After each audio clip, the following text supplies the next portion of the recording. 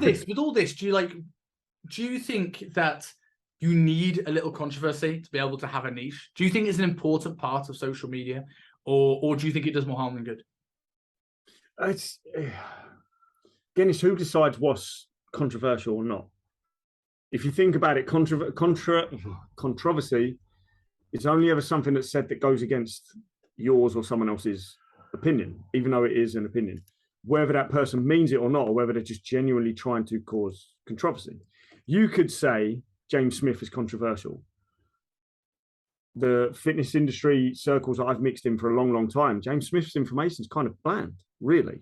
Certainly not on the controversial side of the spectrum, I would put it. I could give you a long list of people way, way, way further down that line that I would deem potentially controversial in the industry. So I guess it comes down to what you value, how you take that information in, what you've believed for X amount of time, because that's another thing. It's challenging beliefs, really. Like you could. So one of my clients is heavily involved with the electric car industry or the energy industry.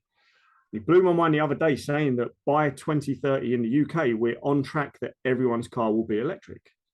I was like, nah, of course, you're not going to get everyone buying electric cars. And he's like, it is. The companies are working with us. All these engine-based ones are going to be phased out and everyone's going to be on electric by 2030 and it's on track. Now, lorries, vans and bikes apparently are not on track. So if you've got a lorry, van or a bike, you're fine. You keep driving stick. But saying something like that goes against the belief system that I thought I'd always have, that I'd always have a manual car because I enjoy driving a manual car and I like an engine and I like that driving experience. And a mate of mine rented a Tesla recently and we went in it and it's weird. I don't know if I'd enjoy something like that long term.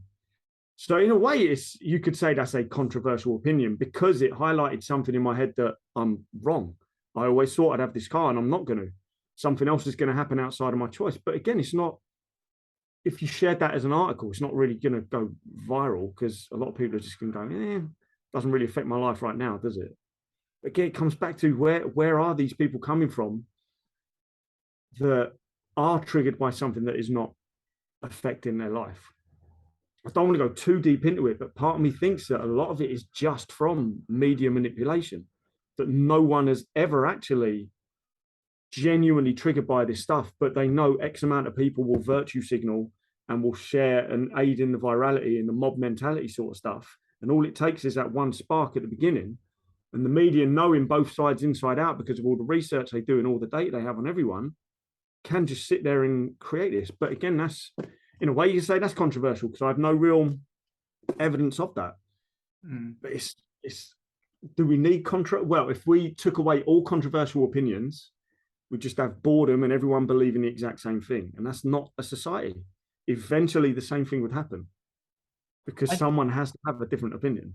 I think controversy is necessary, but I think for it to be necessary, truly necessary, it needs to be controversy from every side.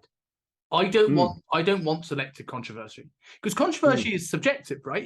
We look at the Rogan and CNN incident last year, and they were like controversial podcast host Joe Rogan.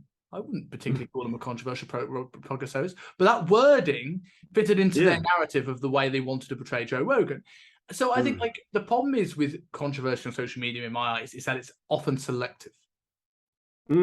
Yeah. Controversy one way is banned. Controversy one way is it becomes viral. Hey guys, thank you very much for watching the podcast. If you're like me and like to binge watch podcast episodes, click here for our most recent episode.